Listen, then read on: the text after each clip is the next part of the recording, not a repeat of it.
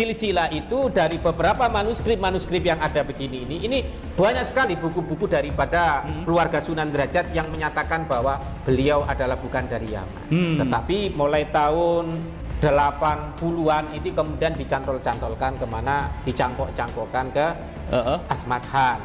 Kalau memang ini baru menghadapi Kiai Iman ya. Iya. Baru dari Dzuriyah Wali Songo 1. Bagaimana kalau Dzuriyah para kiai-kiai yang sangat besar itu kemudian juga meneliti? Untung saja ini nggak dibasul masail kan. Khawatir nanti kalau dibasul masail walhasil Iya. kan bahaya.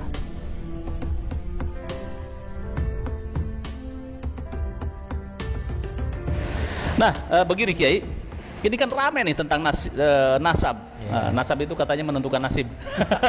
Bahwa nasabnya klan Ba'alawi, ini menurut kajian kitab ya oleh salah satu seorang kiai, ini tidak tersambung nih, bahwa Syekh Ubaidillah atau Abdullah itu tidak tersambung dalam kitab tersebut sebagai putra dari Syekh Ahmad Muhajir ya, Al-Muhajir bin Isa, sehingga ke bawahnya atau ke atasnya terputuslah ke Rasulullah gitu ya.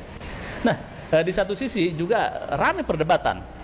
Anda sebagai terah Sunan Derajat ya, dari Sunan Derajat, termasuk juga Wali Songo gitu kan ya. Nah, Wali Songo juga dikatakan oleh sebagian orang bahwa terahnya Wali Songo, keturunannya Wali Songo itu terputus karena semuanya adalah perempuan. Kurang lebih 500 tahun terputus. Nah, Anda kok diam saja ini? Ini bagaimana nih ceritanya? Ya biarin aja lah. Kita sendiri itu mulai dari, saya kan Muhammad Munawir, ya betul. Bin Muhammad Mawardi, ya. Bin Muhammad Mudad, ya. Bin Muhammad Zaid, ya. Bin Abdul Karim. Nah, Abdul Karim inilah yang pernah ribut sama Habib Usman. Oh iya. Oke. Ya, untuk habis di catatan bahwa Habib Usman adalah mufti Batavia ya. Kalau Abdul Karim tidak mau untuk dijadikan mufti yang ada di Surabaya. Enggak mau. Iya. Akhirnya di penjara beliau. Saya bin Abdul Karim bin Abdul Kohar. Bin Darus bin Kinan. Itu sudah masyhur di Pantura. Jadi kita tidak boleh membangga-banggakan itu. Paling lucu, saya dulu pada waktu kantor Rabitatul Alawiyyin itu ada di Tebet. Saya diajak ke sana. Betul. Saya diinterogasi. Saya katanya saya ini mengaku Habib gitu. Padahal saya nggak pernah ngaku Habib. Boro-boro ngaku Habib. Gus saja saya nggak berani. Iya. Akhirnya di situ itu dikatakan bahwa saya dimintai silsilah, saya sebutkan semuanya. Kamu ini nggak Habib, saya lucu. Lah siapa yang ngaku Habib? Katain bahwa Sunan Derajat itu Habib. Loh, ini siapa yang ngatain Habib? Sunan Ampel itu adalah Habib. Sunan Ampel itu menyerahkan katanya bahwa data-data anaknya ke Yaman. Ke Yaman itu ke mana? Ke Yaman, ke Robito katanya. Robito itu kan belum ada itu. Robito itu 1500. Kemudian Sunan Ampel itu 1500-an kan? Lah ya, iya, makanya kita itu kan nggak usah membangga-banggakan. Akhirnya saya tanyakan bahwa kami tidak pernah mengaku Habib, juga tidak mengatakan Sayyid. Gus juga saya kadang-kadang ada yang manggil Gus, ya silakan. Iya. Tapi saya lupa itu siapa yang mengajak itu. Saya pokoknya dipanggil ke sana. Saya kemudian bahwa Mbah Sunan Derajat itu kalau dikatakan sebagai Habib, makomnya nggak ada tulisan apa-apa. Oh gitu. Nggak ada. Di makomnya Mbak Sunan Derajat. Kita udah biasa masuk situ, itu udah biasa. Nggak ada tulisan. Nggak ada tulisan Sayyid macam-macam nggak ada. Nggak ada. Ya. Oke, kalau Sunan Derajat itu ya, Sunan Derajat setelah Sunan Ampel, itu masuknya ada yang mengatakan sebagian buku-buku ya, mengatakan bahwa jalurnya adalah ke Ba'alawi itu ya. Yang sebenarnya ini menurut catatan Anda dan keluarga, ini Sunan Ampel atau Sunan Derajat itu dari mana nih asal muasalnya, klannya? Jadi begini ya. Jadi Mbah Sunan Derajat itu punya anak Sidik. Dia itu kemudian daripada terah saya. Maulana Sidik. Maulana Sidik punya bapak nama Sunan Derajat. Sunan Derajat punya bapak namanya Sunan Ampel. Sunan Ampel namanya Ibrahim. Nah, Ibrahim kemudian menikahlah punya bapak namanya Jamaluddin Al-Akbar Al-Husaini yang kemudian dikenal namanya Jumatil Kubro. Oh iya. Ini ada Jumatil Kubro, ini adalah menantunya Sultan Turki, Sultan Muhammad I. Oke, wah subhanallah. Namanya Fatimah. Fatimah ya? Iya, tapi nggak pernah kita ngomong kita keturunannya Sultan Turki. Sultan Turki. Ya, kita itu. Gitu. Oh, jadi yang benar gitu dari Trah Ibo itu ke Kesultanan Turki. Oke, ke Turki. Dari jalur perempuan itu sudah ada ke Turki dan juga ada ke Syekh Abdul Qadir Jailani. Oke, ya. Jadi saya buka lo ya. Tapi hal-hal ini bukan untuk kesombongan. Oke. Jadi seperti buku-buku ini ada beberapa perintah jangan dibaca oleh orang sembarangan. Anak saya saja nggak boleh saya membaca. Oke, ya. Kemudian dari jalur Bapak itu kemana itu?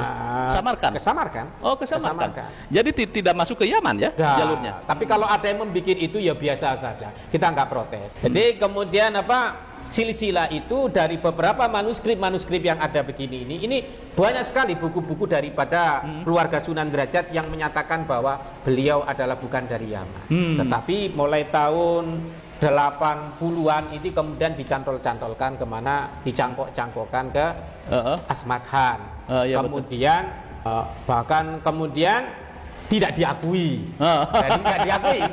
Kemudian nggak diakui sampai kemudian virallah Habib Bahar yang menyatakan bahwa cucunya Trah Wali Songo ini dari jalur sudah 500 musnah. Ya saya tertawa. Oh iya.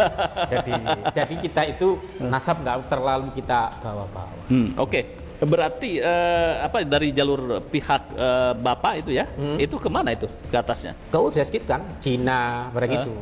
Jadi kalau kita melihat itu nanti apalagi sekarang kan udah banyak tes DNA kan. Iya. Apakah saya sudah tes DNA? Nggak usah perlu disebut-sebutkan. Tapi kita sudah memahami bahwa kakek kita memang bukan dari Yaman. Bukan dari Yaman. Kalau andaikan dari Yaman, sejak dulu kita itu sudah membaca ratib. Oh iya. Tetapi betul. mengapa kok kemudian Wali Songo itu nggak membaca ratib? Memang bukan dari Yaman.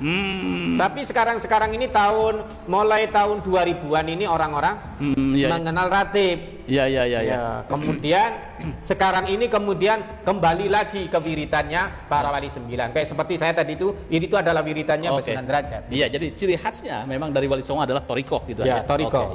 Oke. Kalau di sini disebutkan bahwa Mbah Sunan Derajat itu adalah Naksabandi. Jadi zikir khofi itu yang jadi buku-buku yang seperti ini. Nah, sekali ini saya fotokopi saja supaya nanti enggak ada. Ini ada Sayyidul Ikhtifah Ma'rifah, ada Syekh Majnun. Hati-hati kalau membaca kitab ini. Bisa ini ya. Kalau nanti nggak bisa jadi wali benar-benar bisa gila. Seakan-akan Syekh Majnun. Ente menjadi Syekh atau Majnun? Itu. Jadi Masya Allah kalau kita melihat di fenomena di Indonesia ini membangga-banggakan nasab itu tidak bisa. Iya. Oke. Coba lihat kita. Ada anaknya tukang sate aja hafal Al-Quran bisa membaca kitab kuning. Di keluarga saya terutama dari Trahnya Kiai Haji Abdul Karim, jangankan bergerak Habib Sayyid, kita pakai emas aja nggak boleh. Oh gitu ya. Mas itu kan singkatan dari Maulana Sari. Bahkan Raden pun enggak. Oh jadi disembunyikan itu aja? Enggak boleh. Karena dulu Mbak Abdul Karim ketika ribut sama tidak mau menjadi mufti di Surabaya dan wilayah itu, kemudian Mbak Abdul Karim kan kemudian dipenjara.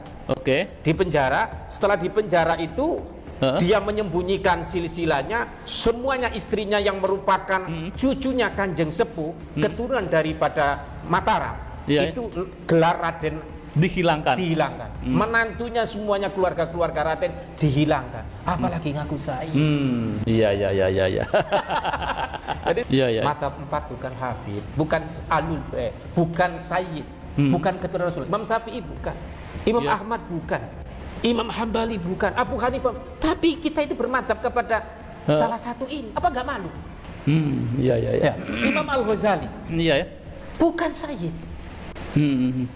Bukan Syarif. Tapi keilmuannya bisa menandingi. Betul. Menandingi. Siapa yang nggak kenal kitab Ihya Ulumuddin? Apa nggak malu? Iya. Penggagas akidah Ahlussunnah wal Jamaah, Al-Maturidi, Al-Asy'ari, bukan. Keturunan Rasulullah SAW. Bukan itu terkonfirmasi. Bukan. Jadi yang menjadi kan yang terkonfirmasi sebagai ahli Sayyid atau Syarif kan Syekh Abdul Qadir Al-Jailani. Iya. Gitu lah. Itu udah masyhur ya. Udah masyhur. Jadi kita itu nggak usah mengadakan nasab. Makanya Profesor Zulkifli Syihab mengatakan ya beda pandangan di pro dan kontra udah biasa. Apalagi ini adalah sebagai kajian ilmiah. Iya. Ayo kalau memang ini baru menghadapi Kiai Imad ya. Iya. Baru dari Dzurriyyah Wali Songo 1. Bagaimana kalau dzurriyyah para kiai-kiai yang sangat besar itu kemudian juga meneliti? Untung saja ini nggak dibasul masail kan. Khawatir nanti kalau dibasul masail walhasil Iya. kan bahaya. Iya. Jadi kita itu seakan-akan dipaksa untuk mempercayai mereka